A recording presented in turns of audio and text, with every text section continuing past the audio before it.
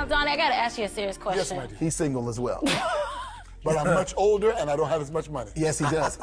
He has much more. You know, we act like this because there's a level of camaraderie that we have. For real, and this is how we do, because, I mean, we genuinely have a wonderful and mutual respect for one another.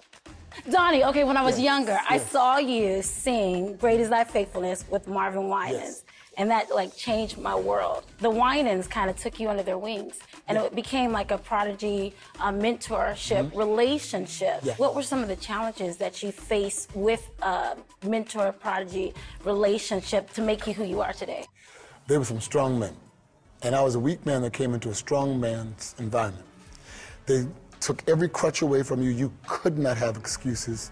They expected you to be a man of your word. They expected integrity. It helped formulate me. It took me out of some real broken cycles, some weak cycles, some alternative lifestyle cycles, and put me in a sea of men. I'll always put myself down because I had such low self-worth. So when Marvin Winans driving 80 miles an hour down Jefferson Freeway one day, says to me, Donnie, you know, God said I got to make you greater than I am. And nobody knew my name. And I said, no, man, I can't be greater than you. You're the Winans. He pulls the car over to the side, slams on the brake, dust flies, and he hits me in the chest and says, stop speaking against what God told me. I'm not telling you anything but what God told me. I got to make you greater than I am. And there's no jealous bone in my body. That's my assignment. And from that time on, that's all he ever did. His father ever did. His brothers ever did. His sisters ever did. BB was really key in a whole lot of things that happened with me. Every platform he had with Oprah, everybody, his thing is, you need to know Donnie McCracken. All of you guys had mentors before you. Now you guys are in this role that millions, I mean billions of people, not just in the United States, I mean all over the world are watching you. Do you ever think that role ever changes sometimes where the prodigy can become the mentor? I think that that's the responsibility. We have to be faithful in another man's before God can bless us in our own. That's good. And all of us, that's good. We're faithful in another man's first. Yeah. I mean, the greatest compliment of any mentor is that the one that you're mentoring becomes greater than you.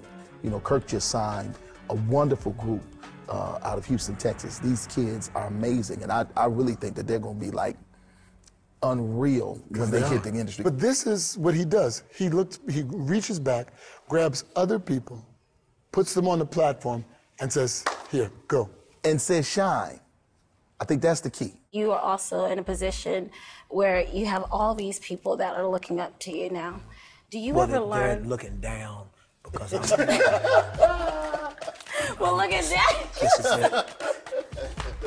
This is it. Do you ever learn from the ones that you're mentoring? Every day. Like a young man that works for me, his name is Ron Hill. He's 27 years old. And this guy comes to the table with so many great business ideas and creative ideas. I really love surrounding myself around people that are younger than me. My job is to try to be a spiritual light in their life, to take all of that greatness that they have, make the foundation of it focus for an audience of one.